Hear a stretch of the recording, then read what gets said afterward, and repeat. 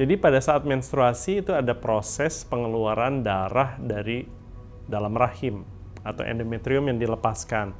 Nah, pada saat itu terjadi, maka akan terjadi kontraksi di rahim. Kontraksi itu akan dirasakan tidak nyaman oleh seorang perempuan.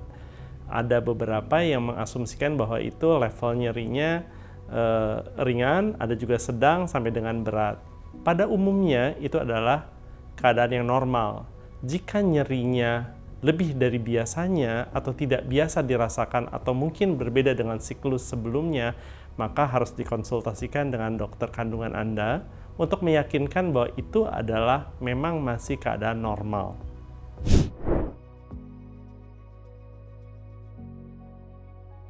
Ya, pernyataan itu tidak benar bahwa selama menstruasi kita tetap harus dalam kondisi sehat dan baik dan bersih, ya, tidak boleh terjadi suatu infeksi disebabkan oleh karena kita sedang menstruasi. Jadi keramas tidak ada hubungan secara langsung untuk melakukan pemberian cairan di daerah kepala atau membasuh di daerah kepala ataupun mengkonsumsi makanan-makanan yang sifatnya dingin. Rasa tidak nyaman ini mungkin karena ada beberapa faktor hormon yang dapat menyebabkan merasa tidak nyaman, sehingga pada saat itu jika orang tersebut menggunakan air dingin atau mengkonsumsi air dingin, rasa tidak nyaman itu dianggap suatu keadaan yang tidak wajar.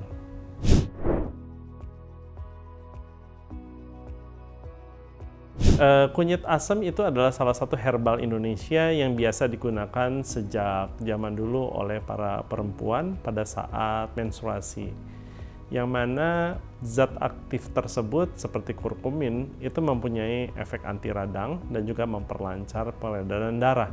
Jadi herbal tersebut dapat digunakan untuk dikonsumsi pada saat sedang menstruasi.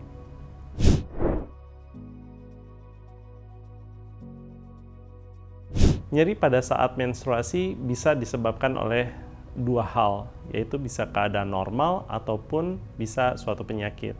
Yang pertama yang kita harus bahas adalah masalah yang normal.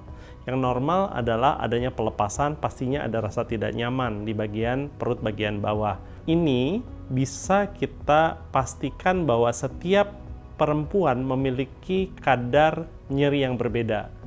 Bagaimana untuk mengurangi tersebut? Mungkin kita dapat melakukan pola hidup yang sehat, istirahat yang cukup, tidak melakukan olahraga pada saat menstruasi, mengkonsumsi makanan-makanan yang tidak berlebih sehingga kita tidak dalam kondisi yang berlebihan dari sisi berat badan atau obesitas.